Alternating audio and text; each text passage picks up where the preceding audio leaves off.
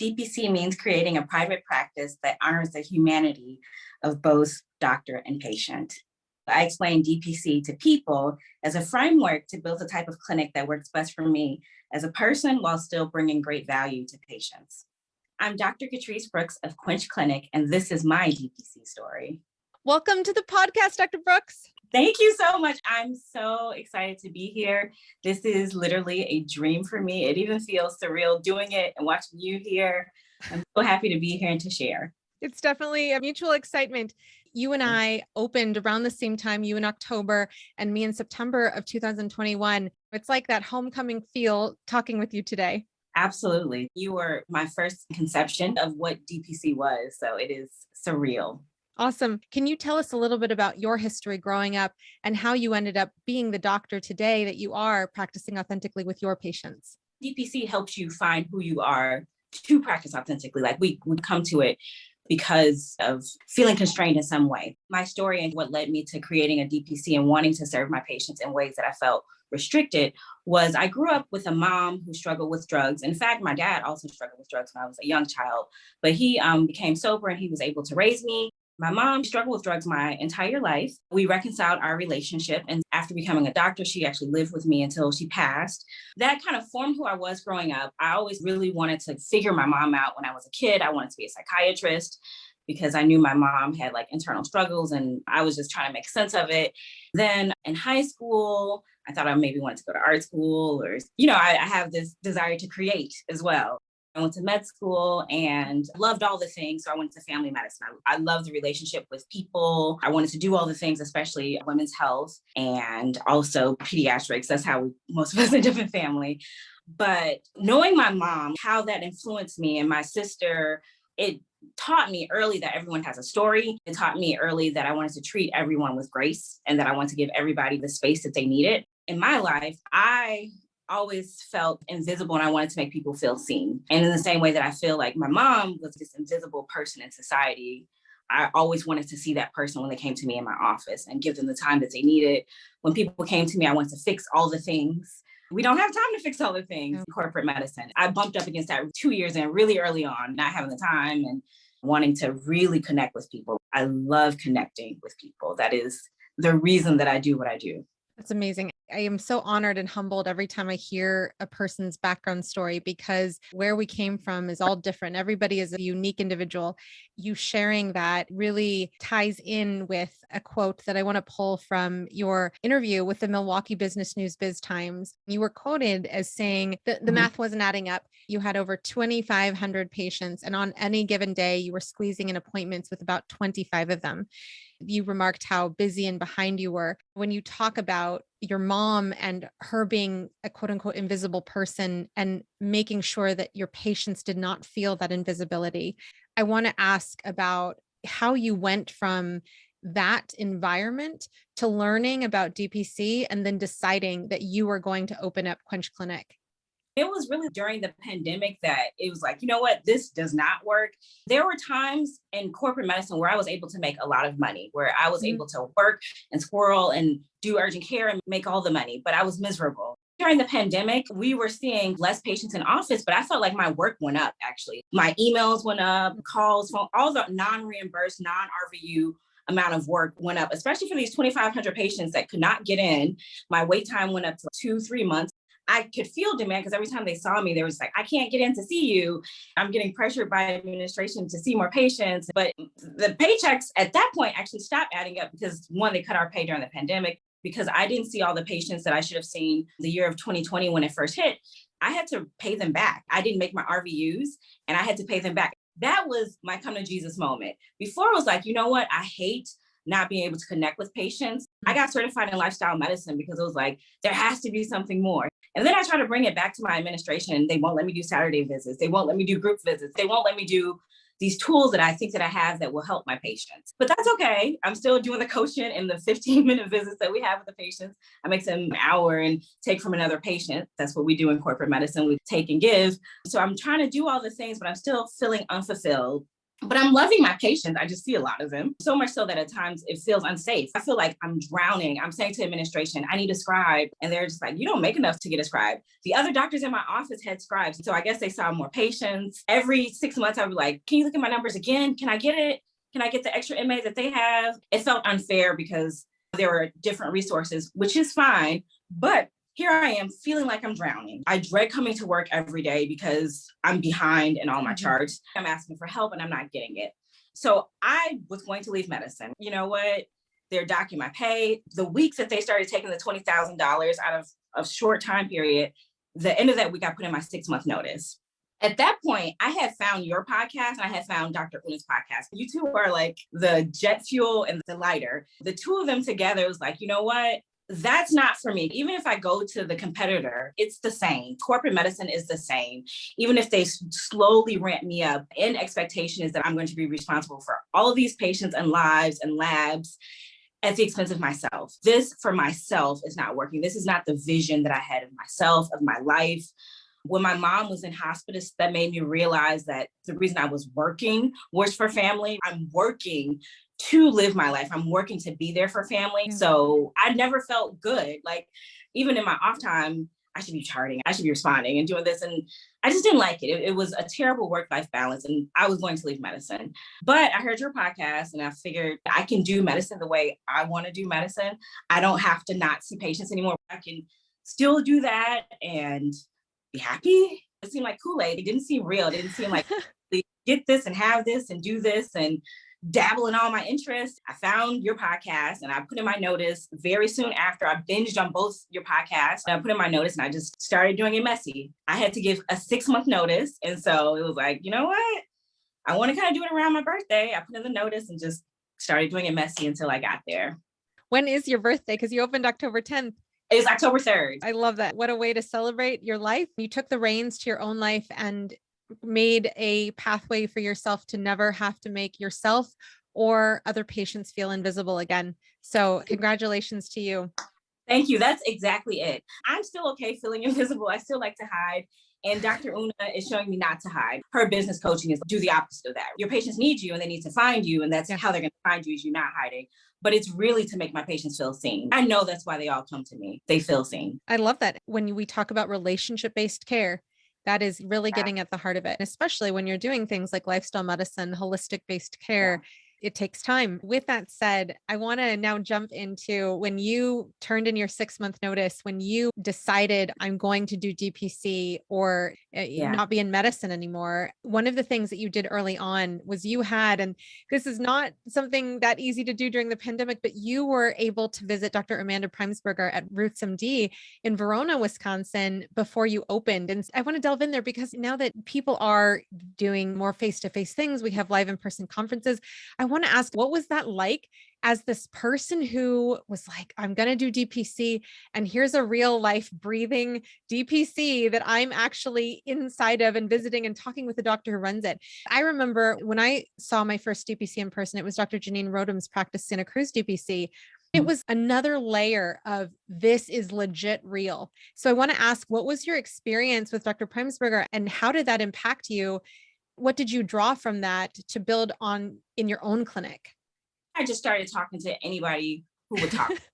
She was so gracious. She talked to me on the phone. Then I went to visit her. She'll talk to me now. It was amazing. Everybody in DPC is really so gracious. I haven't met anyone in this field or this group that's not gracious, but seeing it in practice. So I saw both of her clinic locations, seeing how she interacted and how her day today went at her small clinic was super inspirational because it was so efficient. It was one room, one office.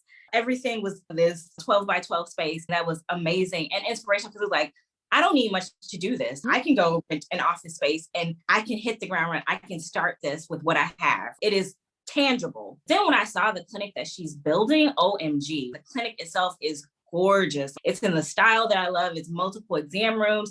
And it really made me just think even bigger about DPC. I thought of DPC as initially my little solo thing. I'm going to have my people, and I don't know how big I want it to be, but I want it to be manageable because I felt overwhelmed before. I was seeing too many people and I felt I was giving too much. Seeing Amanda's clinic, it's so beautiful. It inspired me to dream even bigger. Even if I have to get like a loan or something, if I want a big, gorgeous clinic, I can have a gorgeous clinic and hire people to work in the clinic. It just really opened my mind, and in a way that's different than the podcast. The podcast is also amazing because it also opens your minds to types of clinics I wouldn't even conceive of, right? Here's this type and this type of person and how they make it work for them. And seeing it in person for a person who had children and who lived in Wisconsin, who dealt with the same payers that I dealt with. I ended up doing a locums job after shadowing her with the corporation that she worked for, which I think it was a competitor, but they knew her, which was also amazing to see her on the world professionally, to see her colleagues and what they thought and who she was in corporate medicine, and that she is thriving doing DPC. Like she's totally making it work. Like I'm making it work with locums, like I'm halfway doing it, but she's doing it for real all the time. And it was really inspirational. When you talk about that, seeing and talking with her live time really made you dream bigger. I love that because when we become business owners under the model of DPC, it's very new to most of us who don't have an MBA. And even if we do have an MBA, like it's potentially our first business that we've opened. And so when you talk about dreaming big, I want to ask about what were some of those dreams that you started incorporating in your future goals? So I'm sometimes I'm even afraid to talk about it because I feel like it's such a big dream, but it's really what I want. I think it incorporates all of the parts of me in a clinic, which is really what we're looking to do. So the dream for Quench, so now it's Quench Clinic, but the dream is Quench Clinic Fitness and Spa. That's a lot. I've thought about changing that to Quench Med Gym and Spa, like 3 words. I'm figuring it out, 3 words. But I would love to have a large space where I serve patients as their physician or their health consult, but also where there's gym space and where we do physical therapy and we do group coaching or group fitness classes, including yoga. And also because I'm interested in aesthetic medicine, like Julie Sparks. And now in my clinic now, I do peels and neurotoxins like Botox, but also having actual spa space because I'm all about like full wellness, just health and healing and all the different modalities of healing, sound bath healing, and just all of it, water, float therapy. So that is the big dream. And because I'm also in Dr. Una's class, maybe this can be more than one place. I don't know. Yes. I'm dreaming. Sometimes I'm afraid of my dreams, but I'm going to go after it. I'm just keep going. And I'm going to see where I end up. I love that. And one of the things that we're going to talk about later is the fact that you have the series of videos and that you call the Be Better Show. And it's just right in alignment with that because you are constantly working towards that dream every day. You're at Quench Clinic and every day that you are your own boss. So I want to ask there, when you picked the name Quench Clinic, can you tell us about the thoughts going on in your head and how did you come to decide on Quench Clinic as a name for your practice? Perfect. So I want to talk about this. I have another story that relates to this. I'm going to do the story, but then I'll talk about the name. Sounds good. Rebecca Behrens is she's an EBS classmate. And so we finally met in person we had an EBS mastermind or business mastermind meeting. And so we're talking and I look at her jacket and it says Vita Medicine. And I say, hey, I know you. I was your episode on my DPC story. And I remember your name, Vita Medicine. And I really like your name, Vita Medicine. I like how you chose it and how it brings life.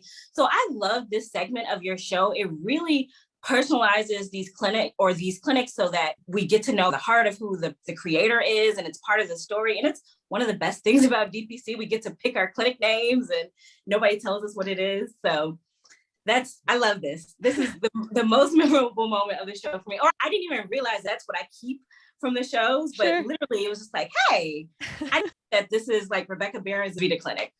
Love it. So yeah.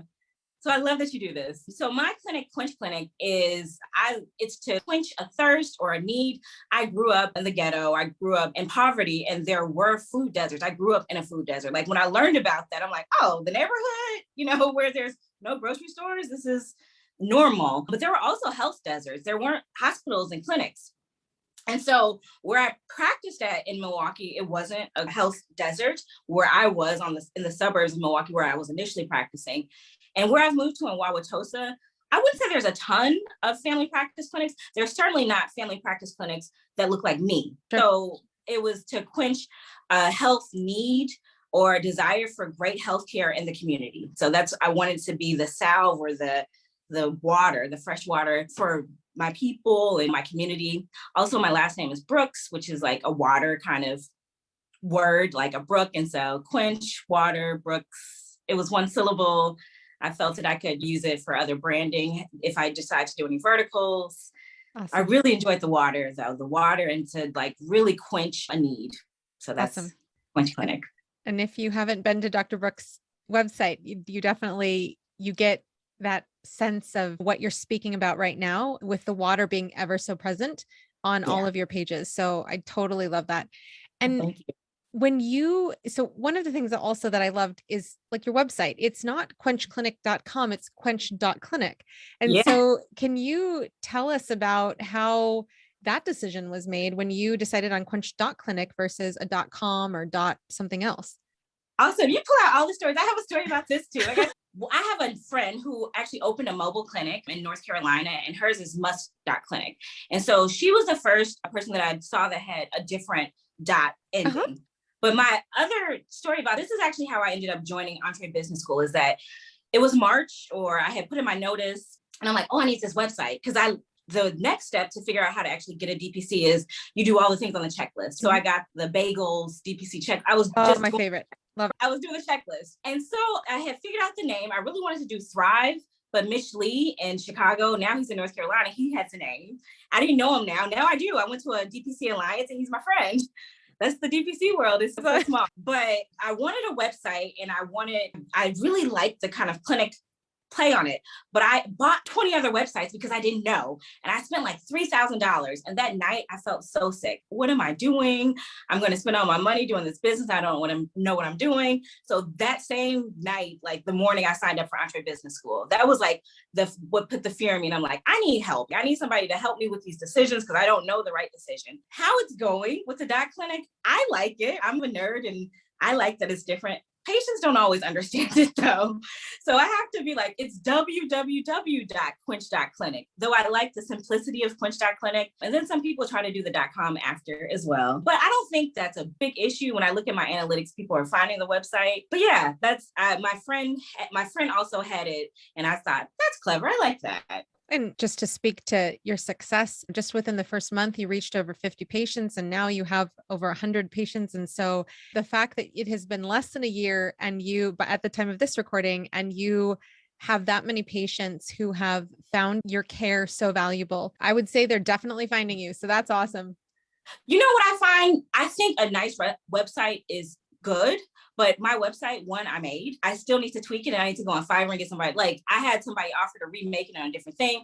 But patients don't really care that much about a website. Like when you start doing it messy, the things that we think we have to do that have to be perfect, and this is really what the business is, the patients don't care. It doesn't matter. The website is functional. It is able to take an enrollment fee, or it's able to take the annual membership. And that's really what they care about. Yeah. I try to get to have admin time and think of ways to make it better, but the things that I think they need are not the things that they need. And that's, what I'm learning about being an entrepreneur, right? Like listening to what they really want and need. So rather than spending tens of thousands of dollars on a beautiful website that does all the things, I have a functional website that does what I needed to do right now. And when I have capacity to do more, or when I find the need to do more, when I'm trying to grow and it's not growing the way I need it to, then maybe I'll tweak it. Yeah. So that's also what I'm learning, is to do as needed. And such amazing words of wisdom for a person who might be in your shoes before you decided to hand in your 6-month notice. So I think it's really important, because sometimes we hear on the DPC Facebook groups, especially the ones for physicians, oh, I need this. And then you'll see the comments like, whoa, let's keep that overhead low. And what you say is very sage wisdom. So yeah. And I returned all that money. After joining the class, I was like, I'm going to keep 3 names now, not 20. And I got all my money back and used it to buy a coach instead of spending it for websites that I'm not going to use. It's, you know what? Let me figure out the important stuff.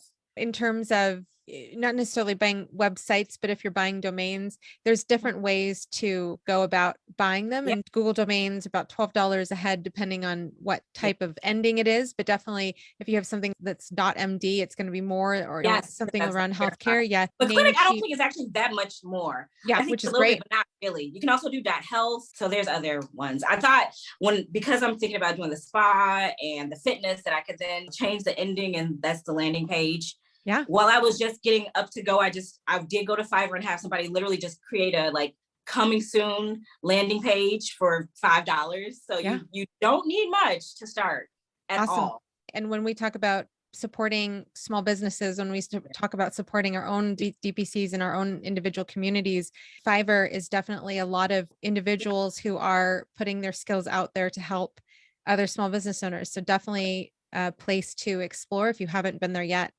Now, I want to ask about how you found your space, because this is also something that I love asking for people who are in those first 3 to 5 years of practice, because you're going to remember things differently than someone who might have been in practice for 5 to sure. 7 years.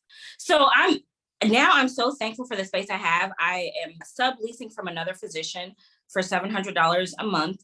And literally I found it by knocking on doors. I didn't go through a realtor. I was in the area where I wanted to be. And I just started every clinic, dentist, acupuncturist. If it looked like they maybe did something medical or had an exam room, I was asking. I got a lot of no's. I would get cards from cousins or the local restaurant to give to the front desk staff. I got a lot of front desk staff not sending me to the owners, and a lot of no's. But I got a lucky day. Actually, that day I found 2 spaces. One was a fee for, they did cash-based care on their own, but they would take a percentage, which I'm like, maybe I'll do that. I don't know. And this one, it was the owner of the building, and she was leasing to a physician, but he was out ill. So she was like, he could probably use your help. He could probably use the extra income. And she coordinated it. And I think because she wanted the space filled, she's helped me. In fact, she actually just put my name on the clinic's outside billboard to get me busy. I was on vacation, and I think she doesn't see enough patients. So she's like, we got to get you some patients. So it's people come along on the journey and they help you. When you start doing the things, they show up. So I just knocked on doors, and eventually somebody said yes.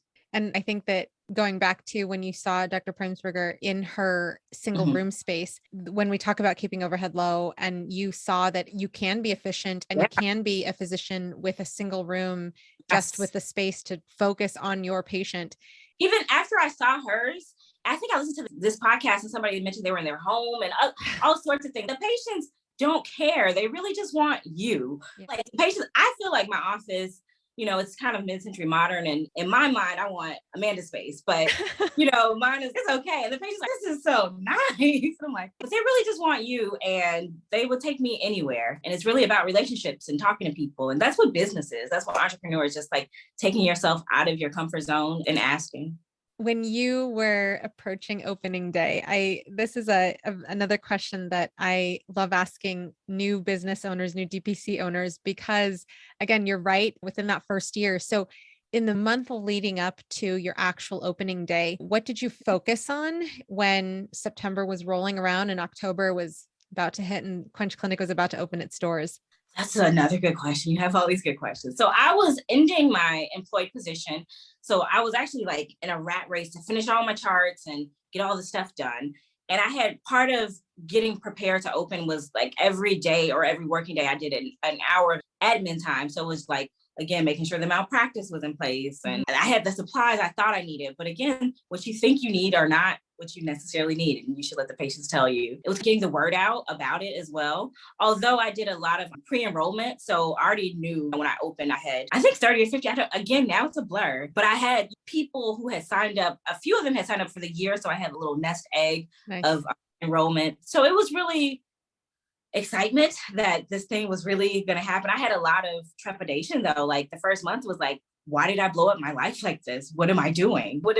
Katrice, are you having a midlife crisis? What are you doing? But it worked out, and there was a mix. It was one, I was really proud of myself and the same advice that I tell my patients, if you're unhappy, change it, take small steps until you get there. But it was a lot of nervousness as well. And I didn't have everything.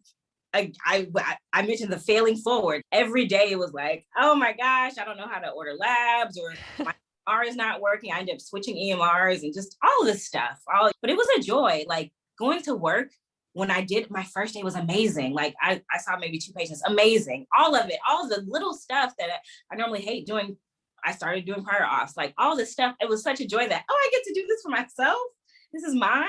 So it was also a dream and surreal. Even now it's surreal. Like I'm so happy that I get to go to work and it's my clinic and I can do what it as I feel. I can help the patients how much I want to. We create little workbooks, we have groups, and all the stuff I wanted to do, I'm able to do. Especially with what you just shared, you're celebrating your wins. And I definitely would say that's something that it's really hard sometimes in the thick of the 1,000,001 things on your plate. And then you have to cook dinner and then you have to restock your stuff by ordering your materials or whatever.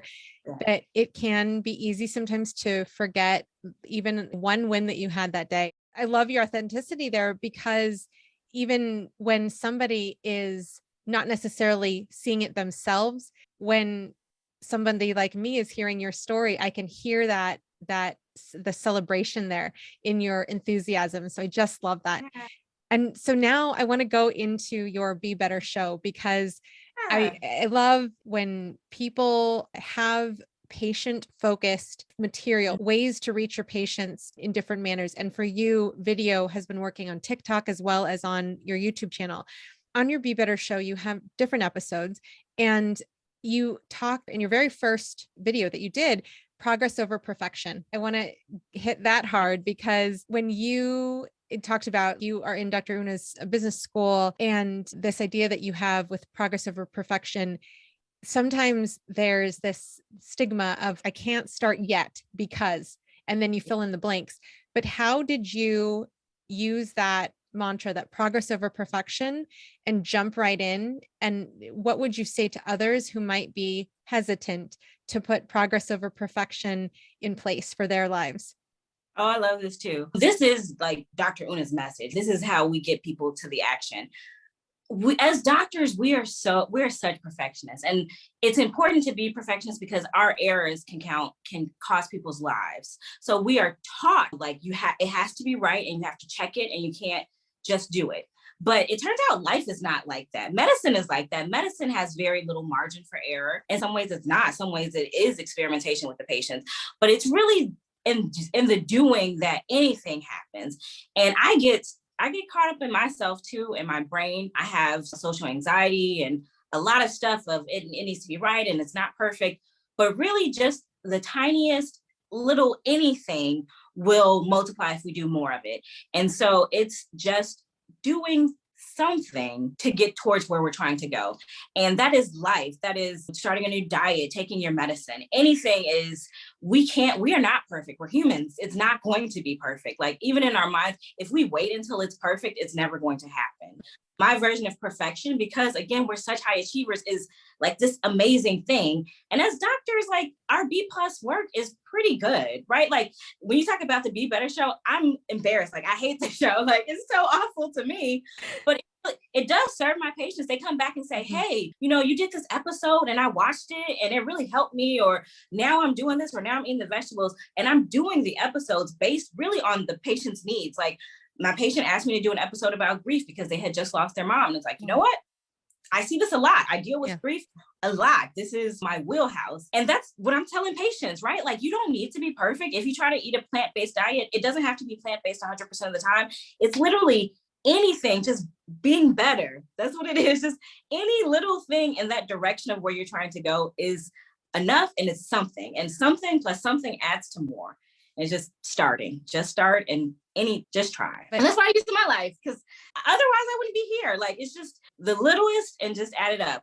But what I also like about Dr. Una is that she is also a person of excellence as well. So it's not just any little thing. But again, our doctor work, our B+ is a slam dunk, right? There are people doing videos that have no qualifications or who don't have the MD or DO. So just do it. We have so much to give. All of us, like I get from everybody. I get from my patients. We all have so much to give. Just give and do. Be better. when you talk about that, and I know it's hard to see ourselves, it's hard to hear ourselves sometimes, but we'll give you like so many compliments because you can tell every episode you add the lower thirds where you have your name and you didn't in the first one. So you can see Exactly. that as you work on your craft, as you work on what means the most to your patients and to you're learning from that experience and you're putting those lessons into play the next time. So I'm so glad you picked up on that. That's amazing. And so true. And I find it easy to do things that are service-based. If I'm doing this for a patient, I'm going to do it well for the patient because I love serving. Yeah. It's so good that you picked up on that. You're right. It did get better. I got StreamYard and I'm going to make this better. Totally, yeah. No, you can easily see that when you are in that bird's eye view. Like I get it when you're the one doing it, we are hard on ourselves. And so I want to ask there, because as a business owner, having things like workflows changing, the needs that your patients have changing, how do you put into play progress over perfection when it comes to workflows at Quench Clinic? Oh, great question.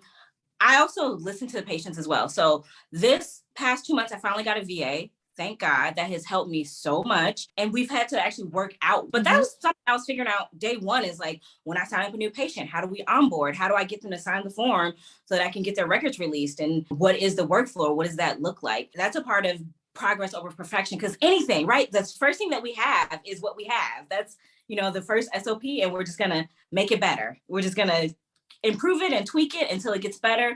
And with my team, my VA, every time that there's a hitch, we talk about it like, hey, that didn't work. Let's do it in this way to make it work. Okay, that we saw how it went that time. Let's fix it. And even my personal stuff, like I struggle with timeliness. So I'm working on that. So I had to create systems in my life. So now that I work for myself, I have to be at clinic 30 minutes before my day starts, because otherwise I'm running in and I don't like the way it feels. Yeah. And I don't have a boss to say, well, I do have myself, but to say that. And so I have to have these systems of I have this buffer time before I come in, and where I come in and I check the email, I do this. And I literally have a checklist. It's on whiteboards where I do it, that my brain works that way. I need systems. Businesses need systems. This is something that we find out doing business, but I can go rogue too. And I have to have a way to check it. Anything you track, you change. Us reevaluating things, we're better. All the same stuff that I'm telling my patients, I'm using these same tools to build my life and to build, a successful life. So in addition to the things that I do when I get to clinic, so I have my checklist of what I'm doing for clinic, I have also a meta view of what I have to do every single day to make sure that my life runs smoothly. It's the little goals to get to my big goal. So these are my ABCs, it's actually my ABCDE, and it's my 5 most important things. And it's specific for me. My ABCDE list of the day, things that I make sure to do every day. And I think that helps me grow as a person, and not as a person, and as a business, and make sure that I cover all the things.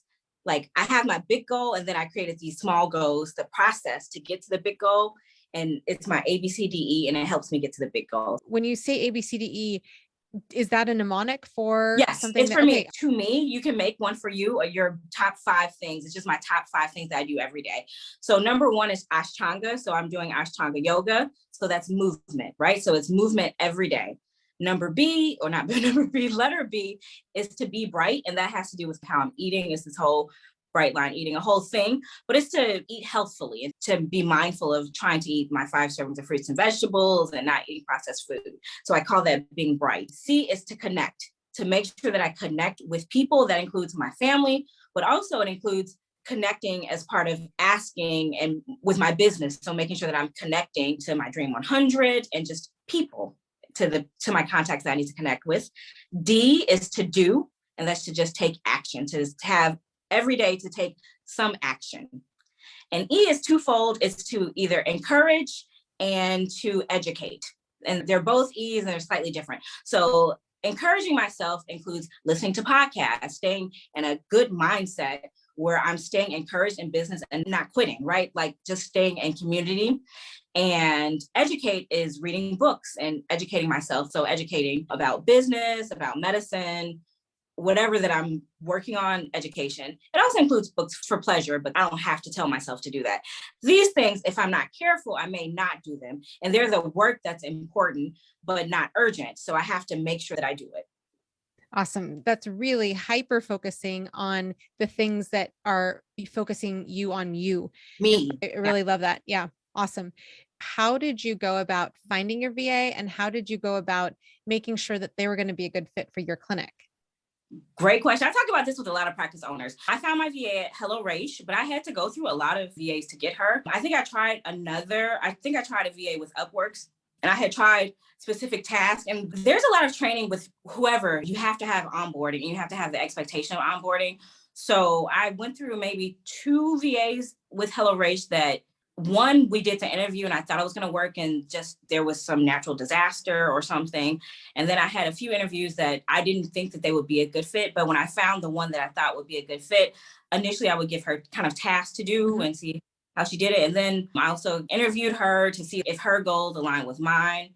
Though I felt she wasn't super forthcoming with her goals, because even now I'm just like, what do you need? How can I help serve you? And I just want to be with you. And I'm like, and it might be something cultural. So after finding one that showed up consistently, because that's just a big thing, right? Are you doing what I asked you to, will you show up? Will you try to produce what I asked you to produce? Even if it's not right, we're not perfect individuals. So I don't expect her to be perfect. But I initially, when she came on, I had her watch a bunch of videos from my EMR to get comfortable. I had her do like a test patient and, do the things with them, try to get a fax with them and set up their profile. And then this is a tip that I got from another person in the business school, Karen Kaufman, who has an allergy practice, but to have her on FaceTime with me or on Google with me the whole day. So when I'm in clinic, we're both on Zoom together. And so she'll scribe for me during clinic, which is amazing. That was a big reason why I left my employed practice, was because they wouldn't give me a scribe. Now I bought my own scribe. If I was the person I am now, then maybe it would be different. But she scribes for me. She also preps the charts before the day before, or whenever they make the visit. That's actually a process change. She was doing it the day before, but then her internet went down and wait, so now we have to change this. Now when they make the visit, you have to prep their charts. But that's just a part of team improvement. So she'll sit on the call with me the whole day. She'll scribe, she'll send in referrals, do all the stuff. It's made my life so much easier. I wish I had done this when I was employed. It is life-changing for me. It's my biggest business expense. So with Hello Raish, it's $9.50 an hour. And like I said, my office is only $700. So I'm keeping my overhead as small as possible. But even with trying to keep a low overhead, to me, a VA is worth it for my life. So I went to Mexico for 12 days, and then I went to Atlanta, and having a VA literally kept my practice afloat. She was able to communicate with the patients. I didn't even have phone access, but she did. I found her because other practice owners were talking about VAs. I'm like, what is this you speak of, a VA? And initially I had somebody try to help me with social media, just again, try to piecemeal it. But I love my VA from Hello Raish. I should have done it sooner. I need to get an office manager. That's my next hire that I'm thinking about. Or in the office manager, if she could do RN or, phlebotomy, that would be amazing. But my VA and me for now, that works out. I only see 5 people on a very busy day. So the rooming and stuff, I don't have to have an MA for, though it would be nice.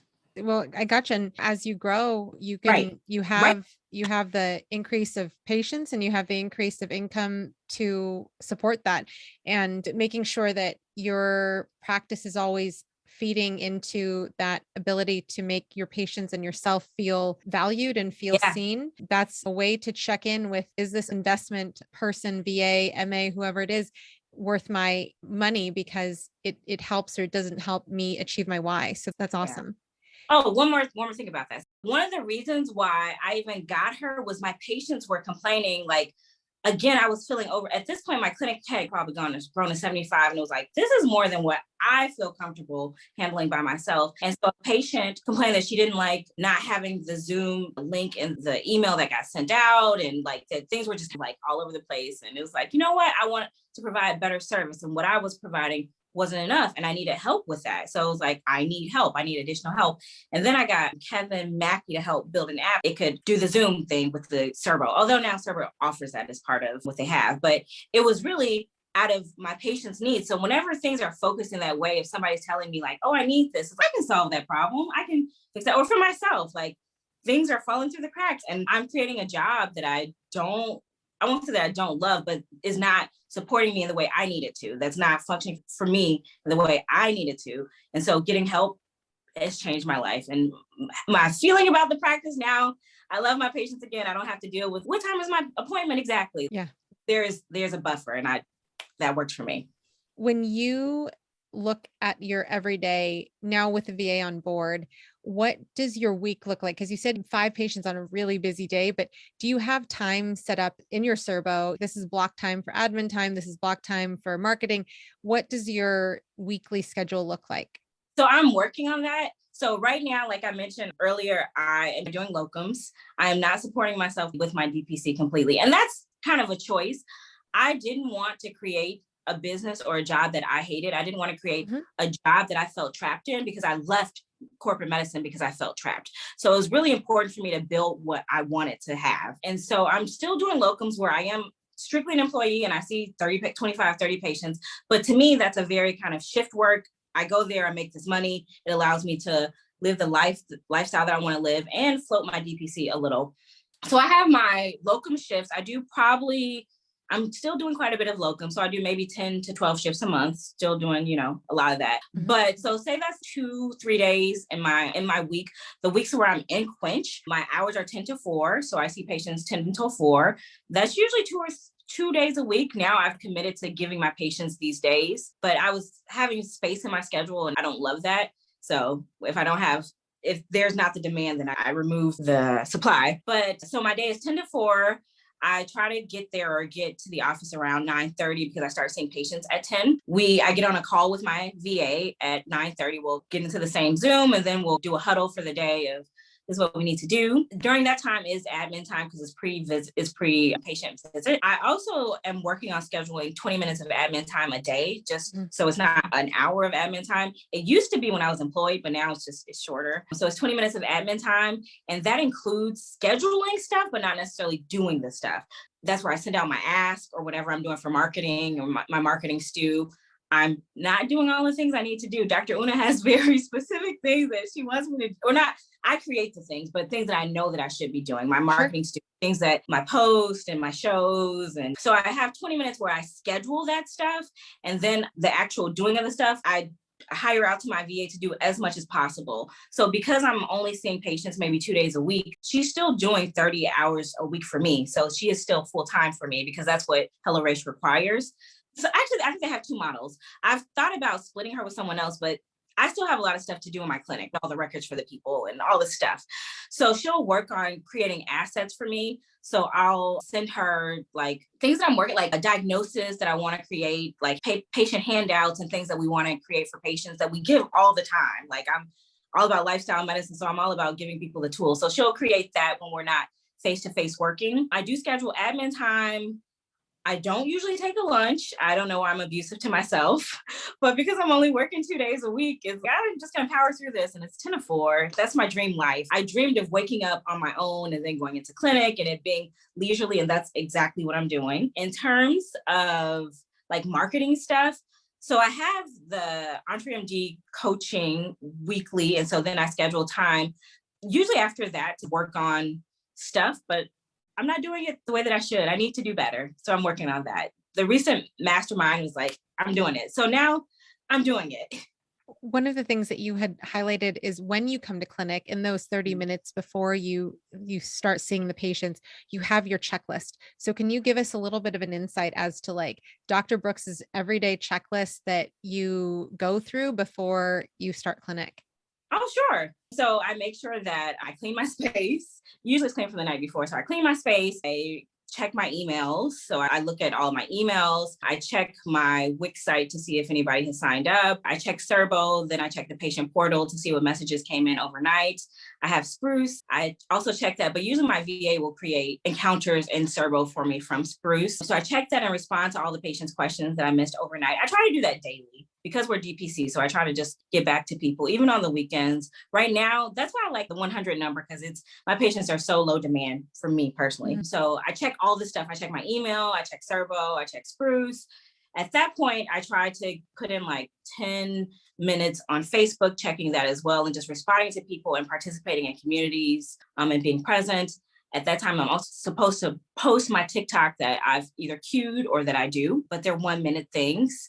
I also do them in between patients if they're quick, like a 1 minute thing, but I'm working on that. What else? I review the patients that I'm going to see. Usually I've done that the night before, but I'll check their records, and my VA will prep the chart for me. So they all are already prepped. So I'm reviewing like, okay, we're doing that. What else? I'm checking the mail when I come into the office, because usually, it's a private practice. So I've gotten, new orders and medicines and all this stuff. So I go through that. I'll put some of that up if I have time to open the boxes, but if it's overwhelming, we set it to the side until the end of clinic. What else am I doing? That's a lot for 30 minutes. So is it? That's really great. Sometimes it is. Sometimes it is. It has to be done in between the patients, depending on what it is. But sometimes it's not. Sometimes it's nothing. If I didn't really get several messages and not too much has happened. I can just see sometimes when my days are like that, the emails or the messages in the portal, because I'm also in Serbo, I'll be like, oh, I have to go open their chart from this hospital to pull out that record because I didn't have that in my system or whatever. So sometimes it's a rabbit hole per message that I find. So yeah, but I think that, how you said, like if it's too overwhelming or it does not need to be done this second, it can have its time set for a time that will work for you and your patients. So that's great. And I also create buffers between each patient. The max, I have hour-long visits in person and I have 40-minute virtual visits, but all my visits have buffers because one, I talk too much and I have poor boundaries that I'm working on. Sometimes I'll take the length of the buffer to have the visit, or after it's just to prep and to do all the other little admin stuff or the stuff that comes up, because a lot of stuff comes up in clinic every day, little stuff. It's so interesting that you say that, because there was a practice that I saw where in their scheduling, it said the visit is 15 minutes, but you're scheduled for 30 because 15 minutes of that is for recentering physician wellness and admin time. And when we talk about transparency with our pricing in DPC, it was a different level of being transparent with regards to these are the boundaries of the time that you will be given. And this is why those boundaries are in place. And then I love, even when we talk about boundaries, I just want to throw this in there because of the tie with Dr. Primsberger. She had her ice fishing post and it said like, doing virtual visits today or something like that. And I was like, that it's learning from each other, that our own boundaries can be even more finessed sometimes, that can really help. But I love your gem with regards to if it doesn't have to get done right now, we can park it and address it at the time that we set aside for that. Yeah. I love that idea about being transparent about the timing, because I don't, even now on Serbo, I think that the patients can see how long the visit is, but they don't see how long that I've scheduled it for. And I don't, I'll tell them, oh, my next visit is a little later, but I need this time to recoup. But I love even telling them that, hey, we're going to have some time afterwards where I focus on recentering just to be most present for the next patient. Patients love that. What we find out is we're human, and it's just really a shared human experience, and it's navigating that.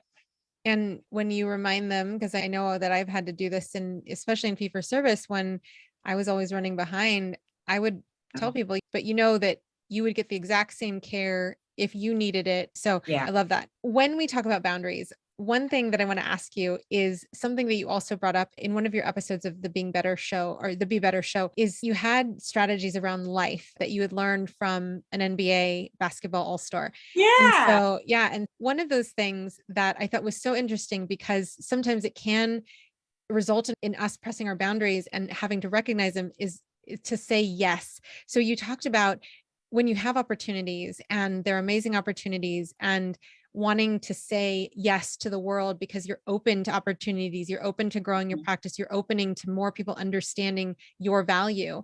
I want to ask, how do you work through saying yes and putting that spirit out there, and also respecting your own boundaries to put a hold on, I took a little bit more on to today than I needed to.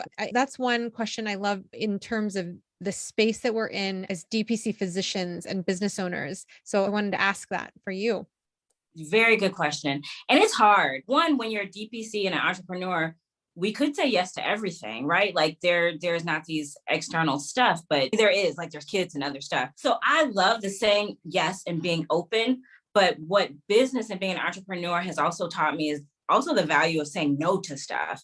Because by saying yes to stuff, I'm also saying no to some stuff. Because in order to do that stuff, I can't be in two places at once. So I've gotten even stronger doing DPC and saying no to stuff and letting people know my boundaries up front, because I want to be so transparent. I'm now like, hey, by the way, I'm this is going to overwhelm me and I might shut down. So I want you to know that, right? Or being scared and saying yes to opportunities, because that is how we grow. And I come upon things that I fear a lot. Like I mentioned, I have social anxiety. So this is all really a stretch for me. Although the more you do it, the less of a stretch it is. Here we are just creating, but saying yes to those things and just doing it messy, being better, showing up, being scared, and just doing it. But learning and knowing so well to also learning how to say no. And it's so hard to say no to patients, but DPC also forces me to do that. Like people will call and they are just like, oh, you really charge that? And I do. That's really my price. I'm sorry that you can't see me and that, it's not in your budget for what you're valuing and you would rather use this, but that's my boundary. In order for me to live and create this thing, I have to not bend for that, right? I have to not change my boundaries. And then I've gotten so much clearer in that doing entrepreneurship. In fact, I've heard and I probably said this maybe, one of the best parts about building this business is who we become in building, right? Like I'm a better person now and clearer on who I am. And it's easy to say yes from a place of clarity and authenticity. Like I'm able to say that aligns with what I want to do. Yes, let's do that because I'm clear on who I am, who I am in this world, what I'm trying to give, and doing every day makes it clearer. And I'm able to say no to some stuff too, because again, I would have to take some from somebody else or from something else in order to do that. So I'm clear on what is really important to me. And one of the things you had said yes to was this interview that you did with the Milwaukee Business News Biz Times. And so I know I quoted that in the beginning, but the title of the business article was Wauwatosa Doctor Launches Out on Her Own with an Alternative Clinic Model. And so I wanted to ask there, because when people have the opportunity to be featured in a public forum, newspapers, radio shows, whatever it is, I want to ask about how did you come to be interviewed?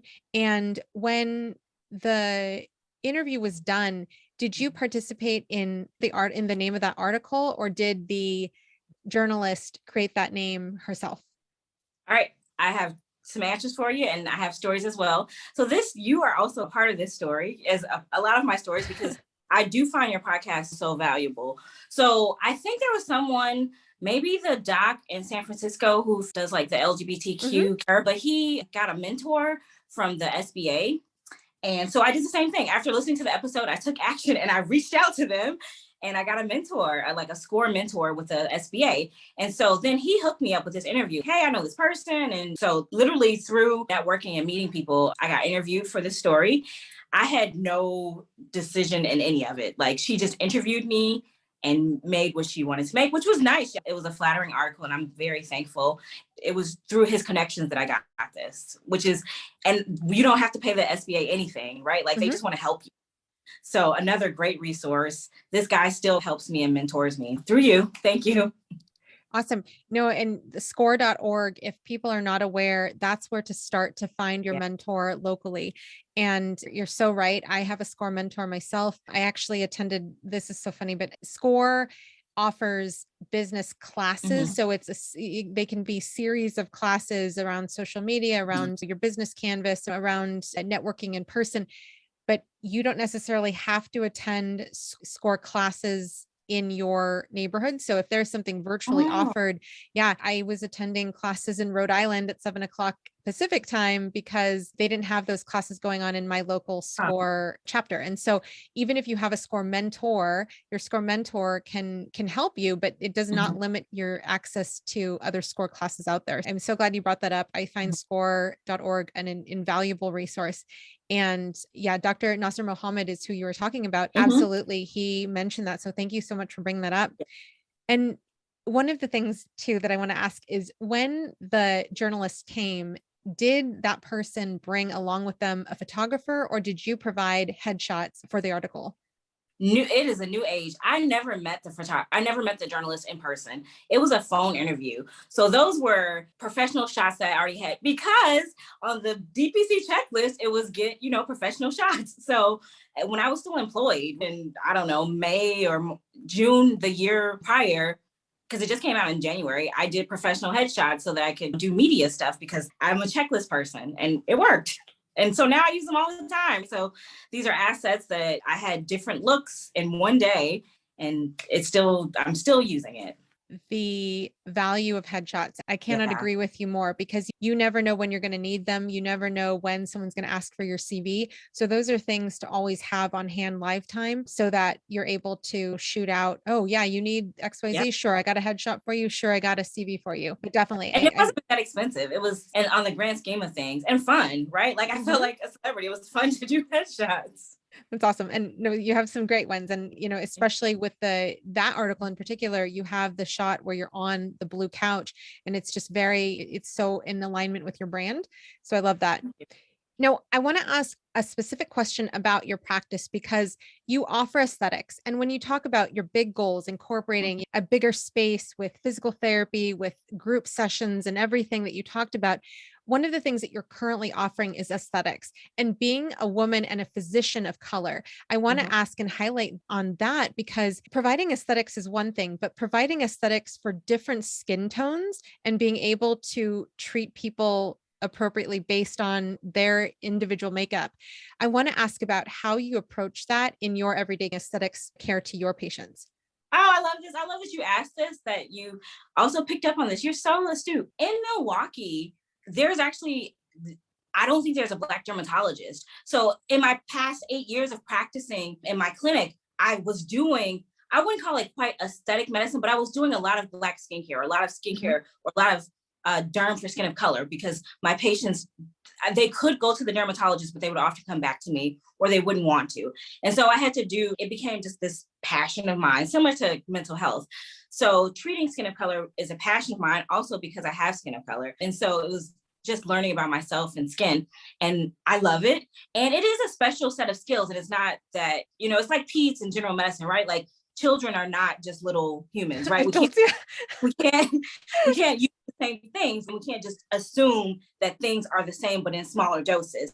And so skin of color is also like that. And so I'm doing lots of learning. I feel like I'm doing my own residency on aesthetic medicine. I found a mentor in aesthetic medicine. I'm mentored by Dr. D. Fungi, but there's the Julie Gunthars and the people in DPC that also do aesthetic medicine that I also follow. So I joined aesthetic groups. I've done aesthetic CMEs, and it's just a whole new kind of pivot. But to me, it's so much fun. Like, I love it. I love this kind of this vertical in my practice. For me, my ideal client or my ideal patient is that same person, right? So my ideal patient is like a 40-year-old woman with some kids who's probably, a person of color. They're also interested in their skin like me. So it goes right in line. I've had a patient who, she was actually on FMLA because of mental health. Like, she was having a really hard time with leaving her house with anxiety and depression and lots of stuff. But what she really was fine on focusing on was a skin regimen. Like, when we would have our visits, and she would be like, yeah, the structure that you gave me for my skincare, I'm still doing. To me, I couldn't even get her to go on a walk, but she was willing to do this self-care. And so, our appearance and self-care, and it's a really kind of complex thing. And I find that similar to mental health, it's another kind of branch of medicine that I do that my patients benefit from. It fills my cup as well. One thing I want to ask on going off of that is, when you talk about CME, when you talk about your mentorship that you've had personally, I want to ask, for those people who are taking care of skin of color, what resources do you recommend specifically that they look into, whether it be CME classes or resources? Because I know that there was, I believe, a medical student in the UK who was creating a textbook about dermatology for skin of color specifically. And the dermatologist who was talking, that I was listening in on, had no idea about this textbook. So I wonder what your best resources are. Yeah, I actually have a textbook. It's a skin of color textbook that is like my Bible, and it's written by lots of Black and Asian dermatologists. I follow a lot of them on social media. So Carolyn Robinson is a big one in the Chicagoland area. In fact, Carolyn Robinson is the reason why I've first found out about DPC, because she does DSC, direct specialty care. So I was on her website, like about to go see her, and she was like, oh, I don't take insurance. And I'm like, huh, what's that? And I think that's why I went to the podcast store and I found you, honestly. In terms of best resources, if other people are looking specifically for resources centering around dermatology for skin of color, what resources would you recommend? So a great textbook that I use and consult all the time is Taylor's Dermatology for Skin of Color. It is wonderful. It has color photos of conditions in Black skin and skin of color, which you don't typically find. So I use it all the time. I open it for patients in the room. I also have, I think it's CO's Botox for Asian Skin. So that's in terms of textbooks, but I also follow dermatology content creators. So again, there's Dr. Carolyn Robinson. There is Dr. Hartman. His name starts with an E. I can't think of the first letter, but they're all on Instagram. They're dominating Instagram. Follow them because they'll also show you how to use Instagram for physicians and how to teach the public. So they're just good to follow in general, but they create content for skin of color and just for patients. So they're also good resources. And there's always CMEs, and there is the Skin of Color Society that they have CMEs. So lots of resources. Yeah. Amazing. Amazing. Thank you. So I will include those in your blog. So now I want to close with a big question. Now that you are in DPC, you have over 100 patients, you have your VA, you have your checklist, you have your goals.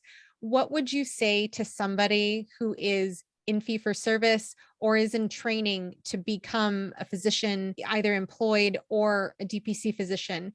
Because when you talk about what you pick up from other people's interviews, I would love to hear your perspective because you have heard so many stories, but you also have your own take on things. So I want to provide hope. And at this point, if you're this deep in the podcast, hopefully you've listened to the rest because they're all gold. There is better out there, and you can have better, and you can create the life you want. We are not stuck and we're not victims, and we can do it. And even if it doesn't look like someone else's, you can create your thing. That is the beauty of the time that we live in now. It's do it. If you are unhappy, you do not have to stay unhappy. I felt so long, so hopeless, really so hopeless. And then I found you and I found Dr. Una, and I started asking the questions of why am I unhappy and what really would make me happy, and doing self-healing. So really get to know yourself and what's going on internally, because you have one life to live. We can't live our lives for other people. We have this one time on this earth, and we need to if you want to make the most of it, you don't need to do anything. I want to should you. But if you feel the desire for more, or you want to make an impact in your own way, and you have this spirit, then you should do it. And maybe it's for you, but it's okay if it's not for you. Because I think some people do DPC and find maybe it's not what they thought it was. I found the opposite. I love it. It is more than what I thought it would be. It is done for me more than what I thought it could. But if it's not, that's okay too. Find your thing, whatever it is, right? Be true to you and walk in that. And you don't have to apologize for who you are to anybody. You can just be you and do what serves you and makes you the best you. Amazing. Thank you so much, Dr. Brooks, for joining us today. Thank you. This was so good. This is, again, literally a dream. A year ago, I was listening to your podcast. It is crazy that I'm on it, really, because it changed my life. It was really a vehicle that like I said, you gave me a smorgasbord of options of how I could practice, and I could put my own flavor here. And here I am in real time doing it with the real clinic. And it's amazing. It's amazing we can do that. I'm so happy. Thank you. Just fills my heart, and it definitely helps me feel my why. So I really appreciate that. Thank you so much.